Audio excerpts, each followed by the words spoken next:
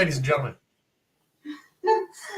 What I was gonna go do was buy one of those little swishy thingies, the little basketball ones. Yeah. Well, I'm wearing stripes today because. Are you going to be the referee here? Yes. Wait a minute. I should have gotten I should have pulled out my Maverick shirt out. Right. I didn't, and it's on the other side, all on the other side of the house too. Damn it! What are you gonna do? Can't do touchdown because that's the wrong sport. It's March Madness, ladies and gentlemen. How many of you are into March Madness? Right. I'm not. All right. It's never been a thing for me. All right. Now, if I'm sitting in a bar and I'm watching a game and it's a good game, I'm getting involved watching the game, but it's not something I go out and watch. Okay. Now, I do have, this is probably going to be the last season for a while. We do have NBA basketball tickets that we go to on a regular basis, but the NCAA basketball stuff, just not something I've ever gotten into. I just don't. Okay. I got into March Madness in 2005. Okay. When I was first introduced, I was down in San Diego, and I was waiting around for a couple of my friends, and so I'm like, Gonzaga was playing. I don't remember who the hell they were playing against, but watching Gonzaga play, and at the time I'm going, where the hell's Gonzaga at anyway? And just the way they played was absolutely amazing. And to see the passion of how they were playing made it so special. And so I started watching, and that was the first year I actually watched. Now, Gonzaga did not win that year, but when they lost, I remember that one player whose name I can't remember. He just got his shirt, threw it over his head, and he's sitting on the court just like devastated because he was a senior. So that was his last year. And so it was like, I felt so bad for him. But to see the passion of these guys and the ladies too, the way they play is just absolutely just amazing to watch them. I absolutely love that. So I actually won a bracket one year. I won $100 when was it? Did I say Duke? I think no. I'm trying to remember who. I think it was Duke that I said was going to go all the way, and nobody was even near me. Now Duke lost that year, but I was like, I couldn't believe that. I was like, dang it, they didn't win, and well, I still won the bracket because I was like so ahead of everybody else. I guess everybody else's teams like dropped off, and mine was still there. So because I made it to the championship, I ended up winning that particular bracket. So it was kind of fun. So it was kind of cool, but. And then last year I didn't watch it as much as I normally do the last couple of years. And so this Friday I actually did watch quite a few games Saturdays. So this weekend since Friday, I've been watching. I did fill out one bracket at the rounds, which I completely screwed up on it, and Texas A&M is out already. So I was like going, it is what it is. But to watch these folks play, and I've seen some of the ladies play also. So Oregon State Ducks, they are going to be playing. They've been moving forward. So this Friday, they're going to be playing against, is it Utah? I think they're playing. So even though the men's Ducks and Beavers did not make it, the Beavers actually didn't even make it onto one of the teams, one of the 68 teams. The Ducks did, but they won their second game. And the women, Oregon State, they're just moving forward. So I'm like, congratulations, ladies. They're playing their heart out. Absolutely. So now, I mean, you may be asking, folks, what does March Madness have to do with drinking and eating? Well, have you ever gone to a party that you didn't drink and eat? Right.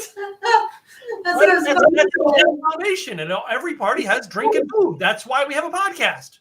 Yes. And that's why we go to parties, because we want to eat. We want to eat. So did you know, so March Madness actually has been around for quite a bit, but it was not known as March Madness. So this started back, the tournament started back in 1939. So it has been around for a long time. And at the time, there's only 8 teams, just 8. And Oregon was the first tournament champion. They beat Ohio State 46-33. So that was, kind of cool. Then by 1951, it had doubled in size to 16 teams, and then again doubled to 32 teams in 75. And it wasn't until 1985, as I'm getting out of junior high, going into high school, that they got up to 64 teams. So it was and it's been 64 teams since then. And it wasn't until 2001 that they then had the opening rounds, where there's like opening rounds and then you move into, and then they added the 3 more games were added in 2011. So, and it was the first inaugural, first Final Four. So they went from getting everybody down to the Sweet 16, the Elite 8, the Final Four, and then the championship. But the term March Madness, it started back in 1939, and it was referenced to the excitement that was around Illinois State high school basketball. And it was one of the high school teachers and coaches, Henry Porter, that started to use that term, March Madness, back in 39. But it didn't get associated with the NCAA tournament until there was coverage of the games in 1982, and Brent Musburger, he's the one that first utilized it on air in 1982. That was the year my brother graduated high school. And there is an anthem, it's called One Shining Moment, that they play after the champion wins. That's when they play that anthem. And it was David Barrett. He's a singer-songwriter, Emmy Award winning composer. He's the one that wrote the song, and it plays after the championship is crowned. So that was kind of cool. And there is another, the NIT, that was founded before the first NCAA tournament, which is the ones that don't make it to to this level. They're at a different level. So that had been already created. And the University of Maryland, Baltimore, they're the first one that had the biggest upset. So they were the seeded 16th, and they went against Virginia, that was seeded number 1. And that was in 2018. It's so funny because their mascot is this little dog. It's the cutest thing, and it's a retriever. So they're the Retrievers. They beat Virginia. Oh my goodness, did I forget about my little guys here? Yes. Oh shoot, hold on. One of my food items was still in the oven. And then the St. Peter's Peacocks, number 15, beat Kentucky Wildcats, seeded number 2. That was in 2022. And then last year, Furley Dixon, they just some no-name school, they beat number 1 Purdue 63-58. So that's actually, wow, when you get these smaller schools, that's part of the madness, is that you never know these higher seeded, or the higher seeded in the, usually you expect the number 1, the 2, 3, those top 10 to move forward. But when you got this, 16th, 15th seed and they move forward, that's pretty cool. And Duke is one of the ones that has been around for a long time. They've played quite a few tournaments, and their coach has had the most NCAA tournament wins by any single coach. He's had over 100 wins. And the team that has won the most titles has been UCLA, the UCLA Bruins. They've had 7. And it was quite interesting because they had, they had 7 in a row from 67 to 73, but they won a total of 11 titles. In the time I've watched the NCAA, they've never won. So come on, Bruins. But one of the Notre Dame players, they're the ones that have scored the most points, 61 points back in 1970 against Ohio. And Duke, who's been to the NCAA quite a bit, they were the ones that had the best comeback, as well as they blew a lead. So in 2001, they were down by 22. They came back and won it. And then in 89, they had an 18-point lead, and then they they screwed it up and lost it. So, a lot of history with the March Madness, which is really cool. So when it came to food, what did you do for food? So our outlines were food that you would eat at a basketball game. Now, we go to the Dallas Mavericks a lot, and there's usually 2 foods, maybe 3 that I eat a lot. Number 1, Pizza Hut, so I'll get a Pizza Hut pizza. Okay. Didn't have pizza tonight because I had pizza over the weekend. Number 2, I get a soft pretzel. Soft pretzel. I always have these pretzels in my freezer that I can cook up and warm up real quick, add some mustard to it, and that's what I can do. The other food that I get almost every time I go to a ball game is a hot dog. Mustard, baby. See, I almost did hot dog, and I ended up not doing hot dog. That was kind of one of the things. So what I ended up doing is, because in my mind it was, if you have March Madness party, what would I feed my peeps? Because for me it was like, it's all about feeding others. And I did think hot dogs, because that's one that you can get it at a game, as well as serve it. So I found, one, popcorn and chips. Yeah. Popcorn and chips is a go-to with anything. Doesn't matter how you do it. The other thing I was going to do chips and have cheese, which is something our Mavericks have, but my cheese when I pulled out of the refrigerator was bad, and I'm like, crap. And I had planned the whole day to have it there. Anyway. All right. So I love wings, but they are messy. So I found this recipe that it's essentially buffalo chicken inside this little guy. Yeah. And I made them yesterday. You can freeze them, actually. And I left it in. I started to smell it, and I went, oh, shoot, I left it in too long. As you can tell, it's very brown. But I had one of them right out of the oven yesterday. I let it cool down, and it was absolutely delicious. Essentially, it's shredded cheese that I put in there. The rotisserie chicken is also shredded. I made my own buffalo hot sauce with a chipotle hot sauce and butter. That's all it really is. Threw that in there, and then made my house ranch dressing. And it also called for blue cheese, but I don't do blue cheese, so I was not about to put blue cheese in there. You then get the Pillsbury Doughboy thing, and you put it together, and then you throw it in the oven for 20 minutes. Absolutely delicious. The other thing that I love to do is nachos. So nachos is one that you can feed a crowd with, or you can also have at a game. So nachos, it's essentially, I was going to melt the cheese and do it that way, but I said, no, I wanted to do more nacho-esque. But I got all the things. I have the Juanita's tortilla chips, a mix of Mexican-style cheeses, the ground beef, black beans.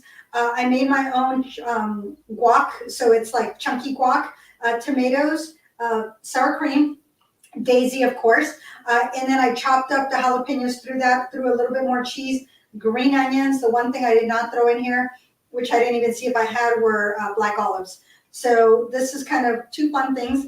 And I thought this one I could also, look at that. Oh my goodness, it looks absolutely delicious. I thought I could always utilize my ranch dressing if I thought it was too spicy, and add a little bit of ranch dressing on there. So, which I would do with the buffalo wing. Yeah. So as far as drinks, though, we did a Google search and found an awful lot of drinks online that are related to March Madness, and I picked 2. I'm actually going to make them both tonight and taste them. I probably won't drink them all, but I'm going to taste them at least. One of them is called the Courtside Punch. Starts off with 2 ounces of tequila. Of course, I'm going to use our Lalo tequila because let's go. This is just so good. But 2 ounces of tequila over some ice, right? I got 2 ounces of fresh orange juice, which I've got Simply Orange, of course. Of course. The best. Yeah. Let's see how, and I haven't even opened it yet to even open. I just leave it all sealed up. But, and I should have opened all of this stuff and had it ready because I didn't. And some of the things we're going to have to work out with our show, we're just not getting right. Is I'm always eating my food cold and always screwing my drinks up. You know what? That's part of the fun. I know. So. And this is the booty chicken popcorn. 2 ounces then of orange juice. And guess what? All right. I know we mentioned it last week, but we're going to mention it again this week. We got some ginger beer. And it's 3 ounces of ginger beer. Yeah, I left my ginger beer at the office, but I did have the fever here, so I have my ginger beer. Oh, wow. And then, of course, it says to put an orange wedge onto it. So, of course, I got some rather large orange wedges. But anyway, it does say to stir it, which I have stir spoon, not shaker tonight. Kind of stir it up. And I'm assuming this is going to be, because it has the ginger beer, I assume it's going to give me that feeling of, oh, wow. Kind of reminds me of Tequila Sunrise.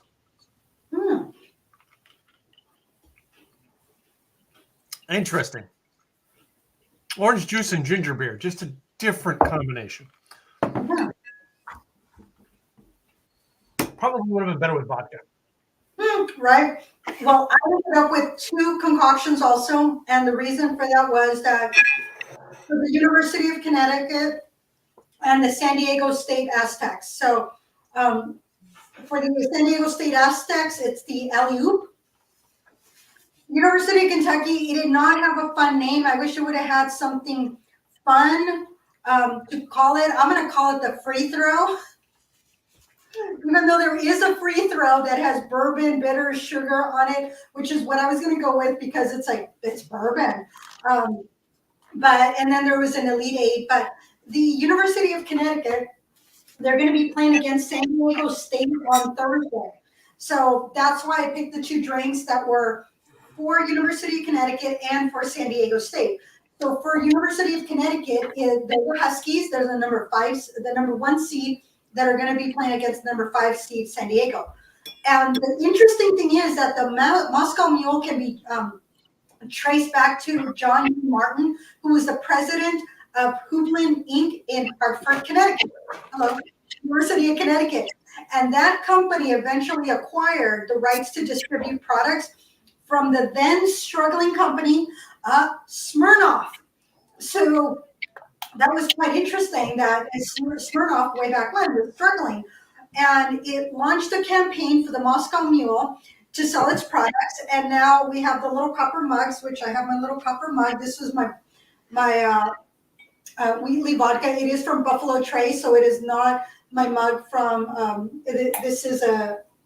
it's not copper, I know that, but it is similar to a copper mug, only it's blue because it's from Buffalo Trace. But it calls for vodka, lime juice, ice, and ginger beer plus the lime wedge. So that's what I'm doing for University of Connecticut. And then I will move on to the alley-oop, which is the San Diego State cocktail. The rim, it's supposed to be, because their colors are red and black, they're the Aztecs. The color, it says black noir, which I put on the salt because it's a salted rim. It's supposed to look black, but it actually looks blue. Mm-hmm. So I think maybe I should have used water instead of the lime juice because it changed the color wrong. So the alley-oop has the tequila lime. Instead of cranberry, I'm doing cherry because that's what I have. I have the plum cherry. So I'm going to use cherry instead of cranberry. And then you garnish. It's supposed to be with the cherry. So that's what I'm going to go with. And I'm debating. I think I might start with the alley-oop first. And then I'll move on to the ginger or to the Moscow Mule because once you have a ginger beer, that just kind of overpowers a lot. So I'm going to go this direction first. Which is, my second one was going to be the orange swish, which is nothing more than bourbon and orange soda with a clementine. Orange swish. So, I mean, I've already got my bourbon poured in the cup. Not having any ice on this one here, but it's just top off with orange soda. I don't know if you've ever had. I've never had orange soda and bourbon. I'm going to find out tonight. Yeah, I don't think I've ever had that either. No. Do that. On this one, it's going to be kind of fun because I'm going to be guessing since I didn't have the measurements, if you will. So I'm going to be guessing as to how much I'm going to be doing of everything. So I will say that this is a lot better than the tequila drink. Okay. But then again, let's face it. There's always a good thing with bourbon. So yeah, that's why I almost did the free throw because it had a bourbon in there. Orange is a really different taste with it. I'm just going to say. On this one also calls for bitters, so I'll put some bitters, and I'm gonna. Well, you know what? I'm just gonna do 1 ounce of everything. See how that how that does for me. And then I'm gonna put some bitters in there. We'll see how this tastes. If I don't like it, I can always adjust it. There it is. And it's gonna get loud, so I'm gonna mute myself because it's gonna get loud when I shake, shake, shake. Yeah, I chose to do drinks that were stirred, not shaken today. My shaker is sitting on the table, but decided not to do it that way. But I'm pretty much guessing that all of you know that I have a backup drink on my desk in case there's something I don't like. What do you all think my backup drink is?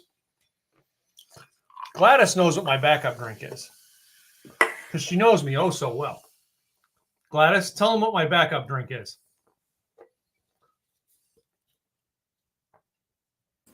Well, it's going to be one of two. It's either Dr. Pepper or a Corona. Always have a backup drink. Yeah, I can reach and get a Corona too, right from here. So which is that one there? This is for San Diego State. Yep. The LED. I think this drink here has a little bit too much orange into it. I probably should have done it with a little less orange, just a little bit of orange, the bourbon and a little bit of orange. That's an interesting. But with this drink here, I will say this.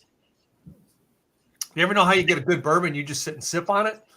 Uh-huh. Because this is soda, you can sit and gulp on it. Right. That's because I have too much soda into it. It should have been and I'm going to try it again, but I'm going to try it with a lot less soda. Let's see. Because I like this one better than the other one. So what I did do is that I added a little bit more of the cherry. Mm-hmm. It's actually pomegranate cherry. So it's essentially 1 ounce tequila, 1 ounce lime juice, and 2 ounces of pomegranate cherry. There was like 3 dashes of aromatic bitters in there. Cool, but I think it would look so much prettier with the big cube. So I'm going to get my big cube here. Okay. When I do a lot of that, I'll tell you, it's got a lot better smell to it when you do it this way. Okay. Yeah, sometimes you have to adjust things to what your liking is. Y'all, we talked about that. You got to adjust things. I just got to say, it kind of ruins the taste of the bourbon. Orange soda, I don't get orange soda going with the bourbon. But anyway, I like Dr. Pepper and I like ginger ale with my bourbons. But man, orange soda is just not doing it, folks. No, that's a bummer. Well, let's get a picture. Hey, that's why we try, right? Yep. Let's get a picture with your cocktail. So let's see your cocktail. Cheers.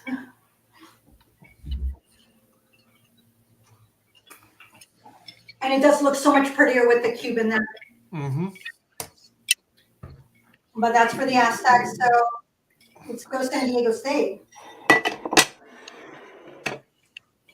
I was actually adding a little bit more of the cherry juice in there, pomegranate cherry. I like that. That was can't complain about that. That was good. I like that. So, and that was with tequila. Okay. So, mix that out because we don't need to mix tequila and vodka here. Kind of glad I'm at home and versus the office. So, I didn't get a picture of my food. Okay, show your hot dog, and I'll show mine. I can't show it to you. It's in my stomach, man. I ate that sucker, but I've got to set out a piece of pretzel here. So anyway, I'm going to try another little version of this here because I still have more orange soda. All right. And I always have an extra cup, of course. Right. Is I'm going to pull something that's not in the recipe, but I'm going to use a whiskey that I would use. Okay.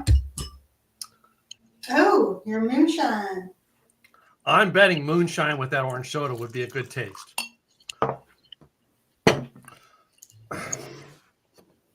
I'm guessing what I'm thinking, and why I'm thinking that, ladies and gentlemen, is the barrel aged with the oak, is I think is what's throwing the taste off with orange soda. So what a moonshine is it's not an aged whiskey. It's just a straight whiskey, not put in barrels and not aged.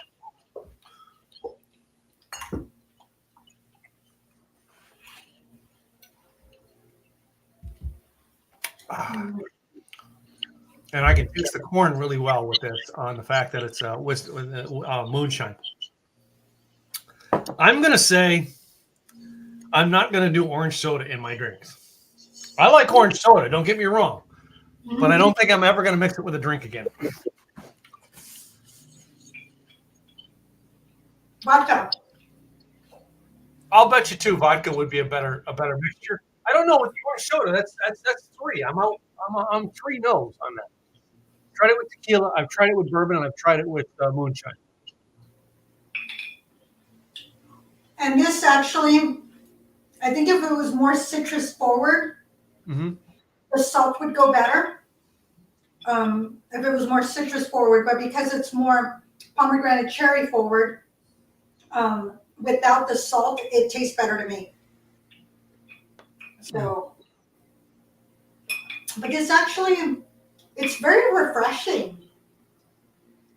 I think I could even go 3 parts pomegranate cherry, 1 part tequila, 1 part lime, and that would still be very refreshing. Even though I take the big cube, I think over ice, this would be a very refreshing summer drink. See, now I just got to make concoctions here with what I have on the desk. You're going to start experimenting. The concoctions I've made, I was not happy with, but I do have something else on the desk that I can add to. But I'm going to need ice on this one here, and that is some of my bourbon. I don't have a big cube. I only have small cubes in here.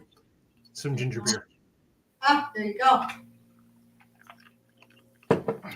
I'll bet you that's a drink worth toasting to. So I'm going to move on to the.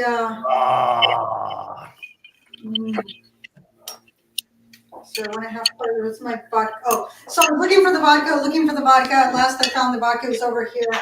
No, I only have. Well, I always have moonshine right back here. There's something that's always on my readiness, but including the moonshine that Miss Gladys sent me. See, including the moonshine. Miss Gladys sent me this one. It's still sitting on my desk.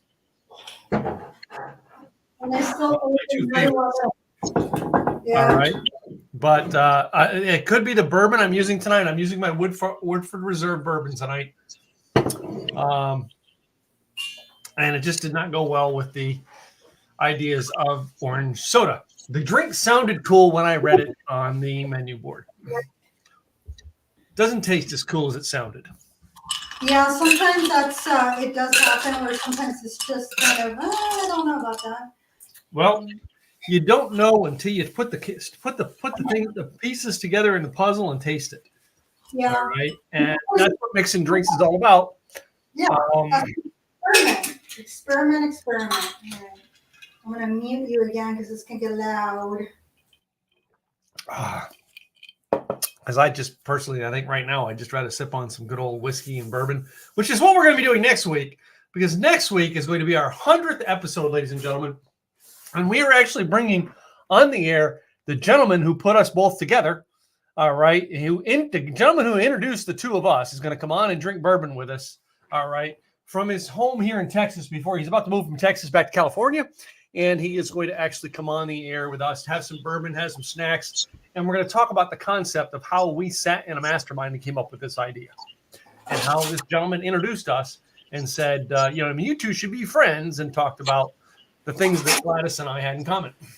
So, Yeah, true story on that. And it's not like we didn't, I mean, we had been at other events together, but we really hadn't connected.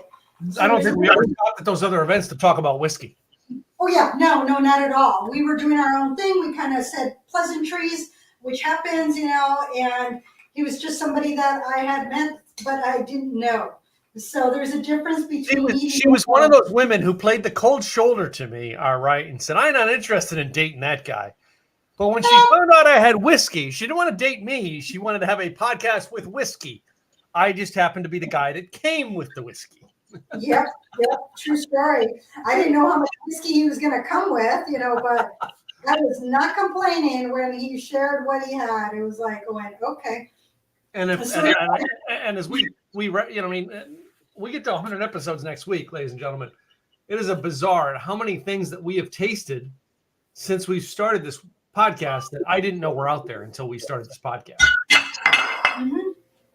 Now granted, we're not the fanciest drinking podcast out there, all right, but we're having fun doing it, so we don't care. We'd like you to follow us, all right. We'd like you to subscribe, but we're doing it because we like it. And hopefully you're learning from it too. I am. So one of my neighbors is running his race car around the neighborhood, and he keeps popping the clutch in the house.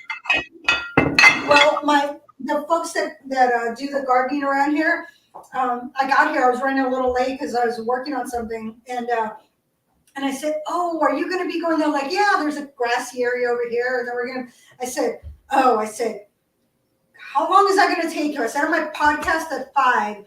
And then he goes, "How much time?" I said, 20 minutes. He goes, "We'll be fine. We'll just take care of that, and then we'll start blowing it." And sure enough, right before 5, they were working out here doing the thing. And I said, "I normally don't work from home, but today I happen to.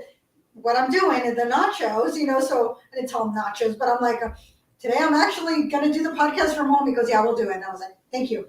So for nachos, y'all, there's a couple of ways you can make your ground beef. So one is you can cook the ground beef. You can add onions first and then add ground beef, add your seasonings, or you can buy the taco seasoning. Once everything is all cooked, you want to add either a little bit of broth or a little bit of water, just depending on how you're doing it. One of the things that I was looking at, which I don't do, is that they'll add refried beans. I wouldn't add refried beans unless I made them myself, or you can just add whole beans, black beans, pinto beans, to the meat and the water, and then you cook it together. I don't do that. I keep my beans and my meat separate, but you can. And I think in part is because adding the beans, the refried beans specifically, to the meat just gives you more of an abundance of meat, or it seems like it, because the beans are attached to them. You do your layer of nachos. You then add your meat to the nachos, or cheese. So nachos, cheese, meat, more cheese, more nachos, more meat, more cheese. Throw it in the oven, and within 10 minutes, maybe 15, depending on what temperature and your oven. Once the cheese melts, then you pull it out, and then you can add more cheese if you want. I did, because I like to have some not so melty cheese on it. And then you put your toppings. You can do tomatoes, onions, green onions, purple onions, whatever you want on that. You can do some just plain old tomatoes or some guac. I did chunky guac with tomatoes. Sour cream. You can put jalapenos, olives. You can also put salsa on it. And some people, some melted cheese, you can drizzle the cheese on top too. So whatever it is that you want to do, you can certainly do that. You can even put like ranch dressing. I don't do ranch. I do the sour cream because that's the way I like it. But it's like, that's the way you get all the goodies, so they stick together. Add more cheese than you think you need. The very first time I made nachos, I added the amount of cheese I thought I needed more. There was a lot of the nachos that did not have cheese, and I was like, dang it, it's missing cheese. So add more cheese than you think you need. And it'll be absolutely. Do you get Mexican cheese and sprinkle on it and let it melt it, or do you get an actual melted cheese whiz type cheese and put onto it? Not cheese whiz, but yeah. Yeah, I don't. I could have done that, and had I not 10 minutes before the show realized that my cheese was messed up, but I would have taken that, put a bunch of and melted it on the cheese and just heated it in the oven. See, this is what you want to see. You want to see everything. The cheese kind of comes together. And I do it on a sheet pan, so sometimes what we do is that we'll get the sheet pan and then we'll put towels down and we put the sheet pan on top and then we just pull directly from the sheet pan. Because it's just easier because most people are just pulling apart, in this case, because it was on the show, I put it on a plate, but sometimes it's just pull from there and add to the little plate. Other times it's just pull from there and go straight to your mouth, Yeah. Mm. Mm. It's based on the cocktail, Yukon.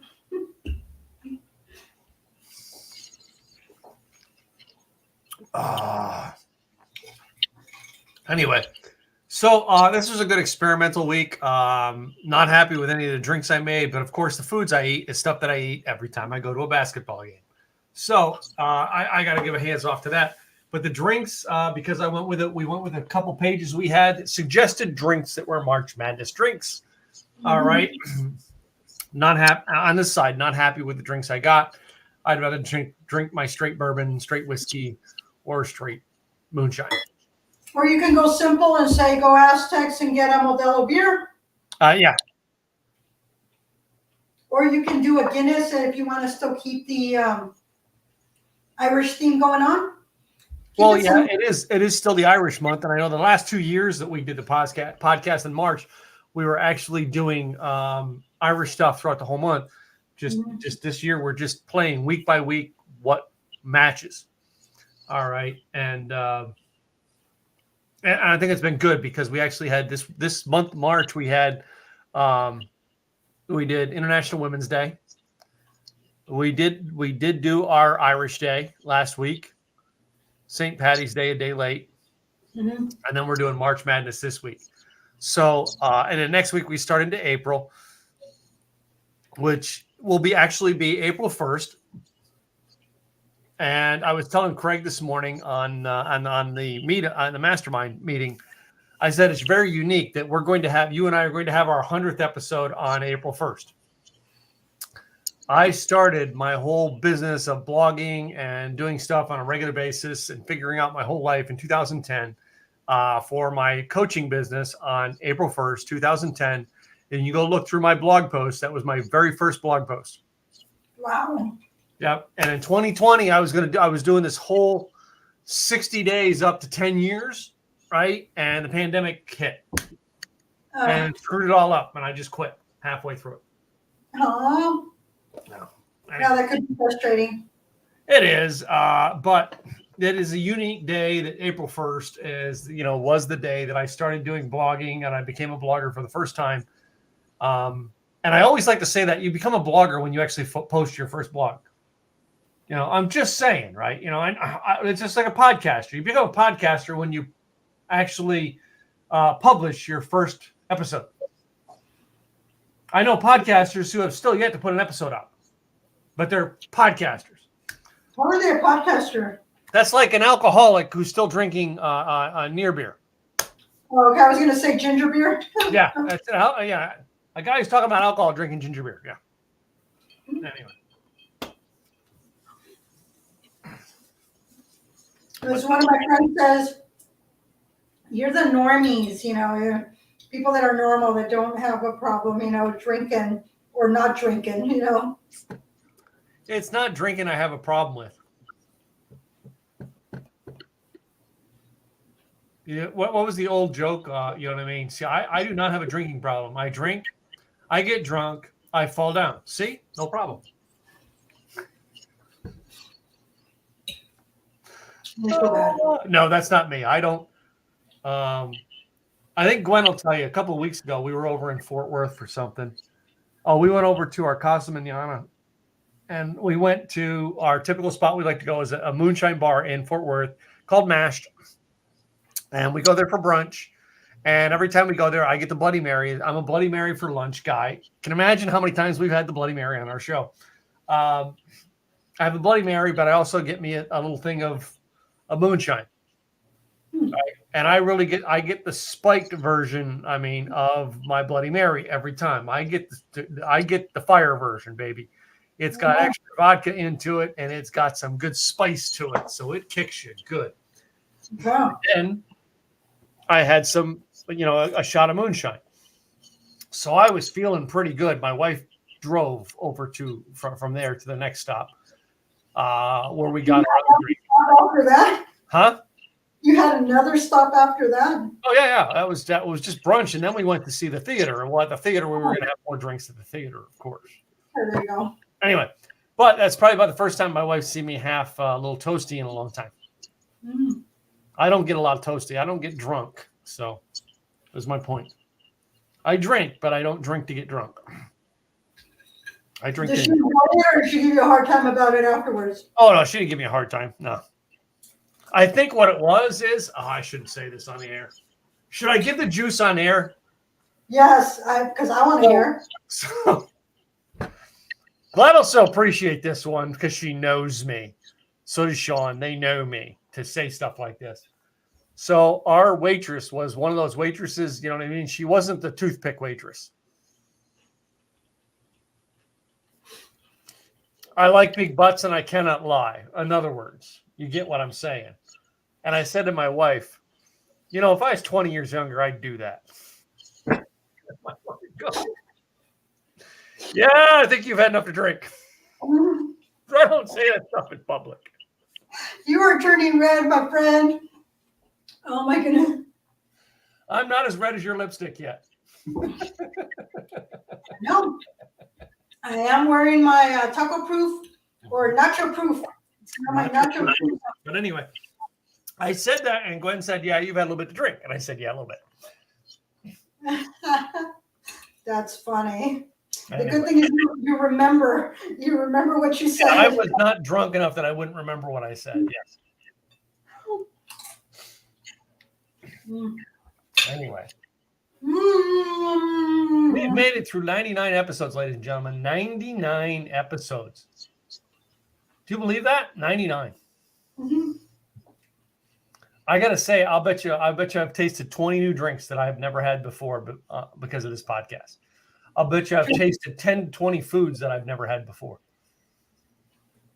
Very true, And I found quite a few combinations that I didn't know went well together, and I found a few combinations that I will never try again.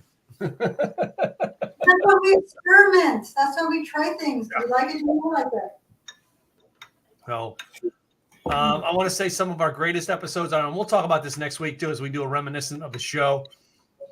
I'll maybe even pull some clips from previous episodes for us to pull up and watch. All right, things like that. But next week will be our 100th show, where we will actually talk with the gentleman who put us both together. His name's Craig Duswalt. He is both. We were in his mastermind. We both are. We're actually both in his elite program. I believe you're in his elite program too. No, or were. I'm still in the elite program. I'm in the elite for life program. But I introduced Craig at a thing last week. I introduced Craig at an event. He was the speaker there, and because I introduced him to that community, they had me introduce him.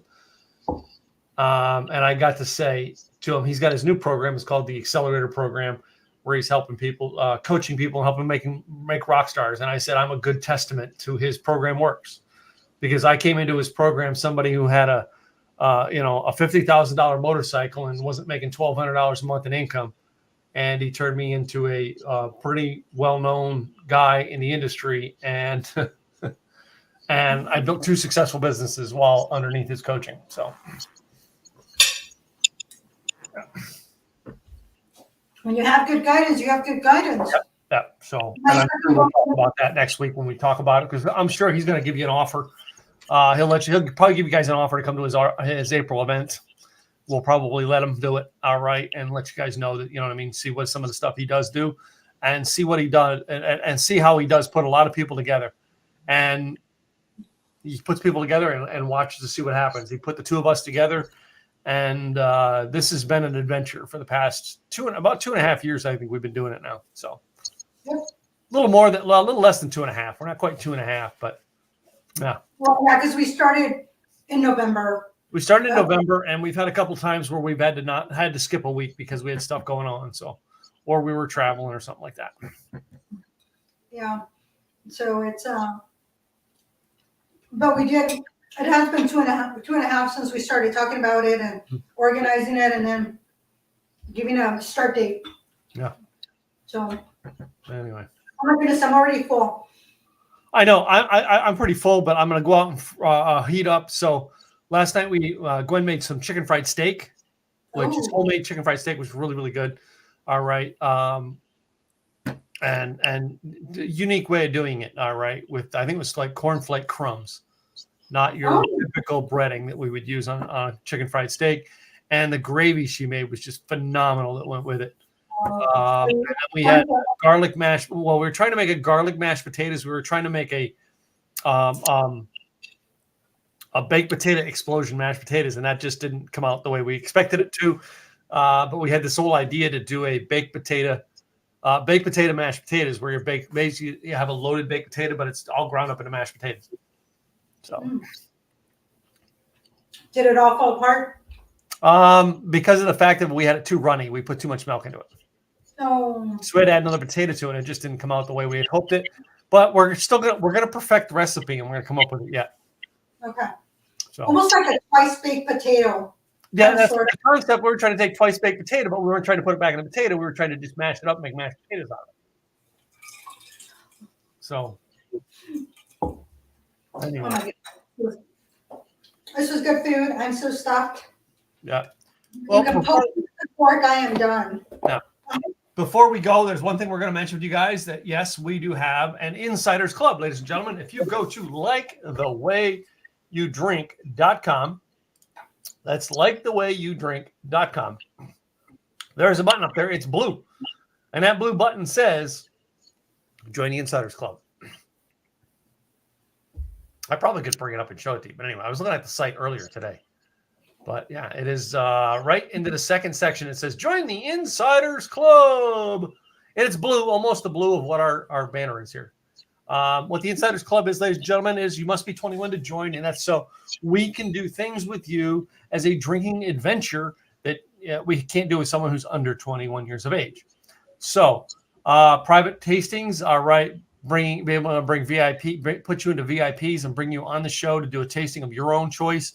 A chance to buy alcohols that we have made with some of Gladys's connections up there in Oregon, where we actually go to the distillery and we get some of the stuff made for us and we offer it to you guys. All right. The insiders. So, and then other than that, we'll have different parties that we're trying to put together throughout the year.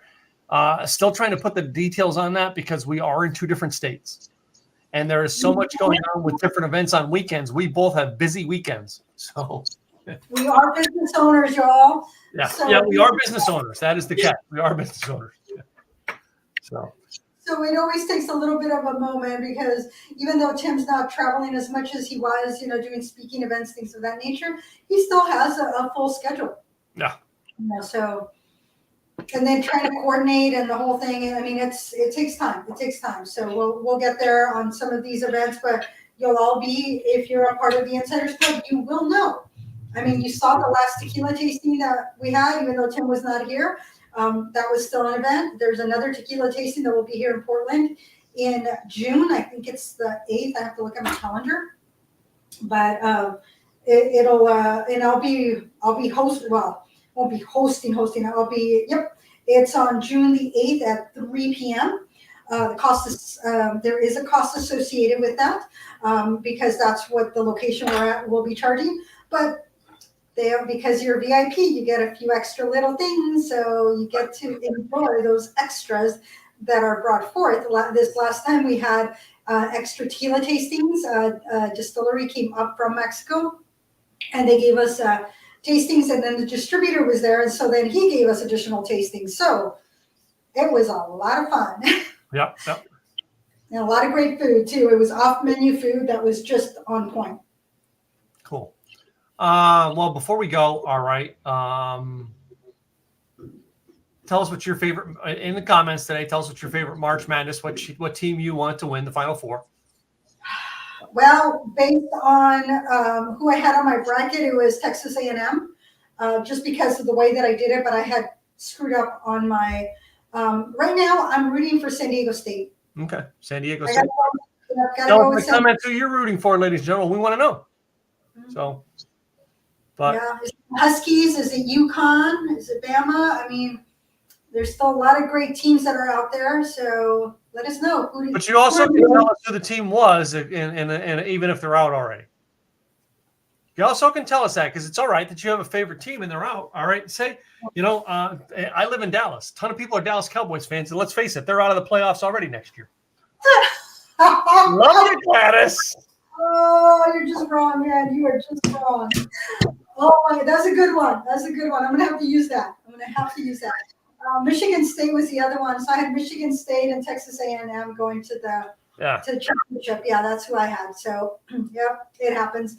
You never know with some of these teams that you're like, those upsets. Like last year, it was upset after upset that was like, wow, that was incredible.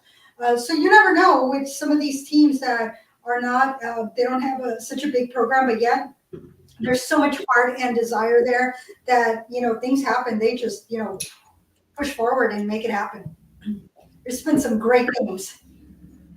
There they go with the putt, bang, bang, bang, bang, race car. Oh, I did hear something. Yeah, that's what it was. Okay. I think I might have heard it earlier. It wasn't until it's like I heard it and then you pointed it out that it made sense. Because at first it was like this huge bang out in front of my house, and I'm like, what the hell is that? Huh? Who is shooting down in front of of my house? Right? Yeah. All right. Well, before we go, then, last thing we got to put on our agenda every week is telling you about the people who put this whole podcast together every week. It is sponsored by our businesses. And as always, ladies are first. Thank you, Tim. Gladys Boutwell Insurance by Design, helping employers become an employer of choice by finding out the various 101 ways that they can provide employee benefits for their staff so they can attract new staff and retain the quality staff they have. Because guess what? When you're hiring somebody new, it costs you more money than if you keep some good people. So let's have the conversation. You can go to Insurance Design Pro, send me a message from there, or get on my calendar. Go to enrollnowOregon.com. We'll start the conversation. It doesn't matter what state you're in. If I can't help you, guess what? I have somebody who will. And this is my co-host. Hey guys, my name is Simple Easy Website. I have a website that helps you get started online. Just do a lead page online, or we actually have a custom website division that does pages 15 or more pages on your website. Right now, we're running for the rest of the month of March until next week when we come live. This deal will be gone. But if you want to get one of our templated websites this month, we're actually throwing in 6 months. That's right, 6 months of a SEO boost tool known as Site Pop that we actually get. It's an extra $100 a month to charge somebody that. We're throwing it in for 6 months. As long as you stay with us for 1 year, you get that for 6 months free of charge. Put in, but you have to get the automation plan in order to get that. So go look at the simpleeasywebsites.com template pages and the automation plan. You have any questions about it? Go ahead, book an appointment with us. There's buttons everywhere. It says, hey, book a consultation to talk about your website, because we would love to do a mock-up for you, let you see how we can help you.